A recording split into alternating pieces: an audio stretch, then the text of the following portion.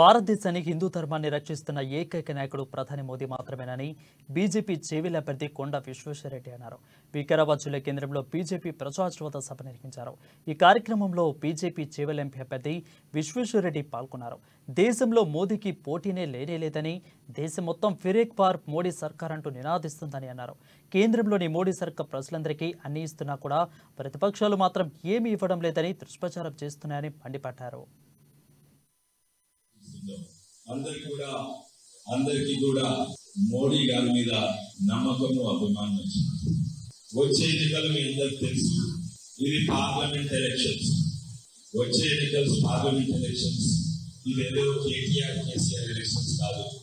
ఇది ఉత్తమ్ కుమార్ రెడ్డి లేకపోతే రేవంత్ రెడ్డి ఎలక్షన్స్ కాదు. ఈ ఎలక్షన్స్ మోడీ ఎలక్షన్స్. మోడీకి ఎవరైనా అడ్డుందా? మోడీకి ఎవరైనా పోటీ ఉందా? లేదు. మోడీకి ఎవరు పోటీ లేదు.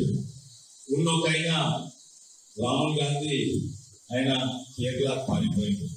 అయితే భారతదేశం నిర్ణయం తీసుకుంది, ఎలక్షన్స్ కాకముందే నిర్ణయం తీసుకుంది, ఈసారి మళ్ళీ మోడీ వస్తాడని. యావత్ ఉత్తర భారతదేశం అంటుంది ఫిర్ ఏక్ బార్ మోడీ సర్కార్ అంటుంది. కానీ మన దగ్గర కూడా ప్రతి ఒక్కరే అంటుండ్రు ఈసారి అయితే మోడీ అని అంటుంది.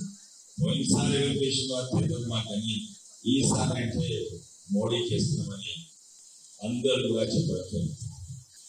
అయితే మీరు కాంగ్రెస్ వాళ్ళని అడగండి, మీరు టీఆర్ఎస్ వాళ్ళని అడగండి, వచ్చే ప్రధాని ఏమంటే వాళ్ళు కూడా మోడీ అంటారు.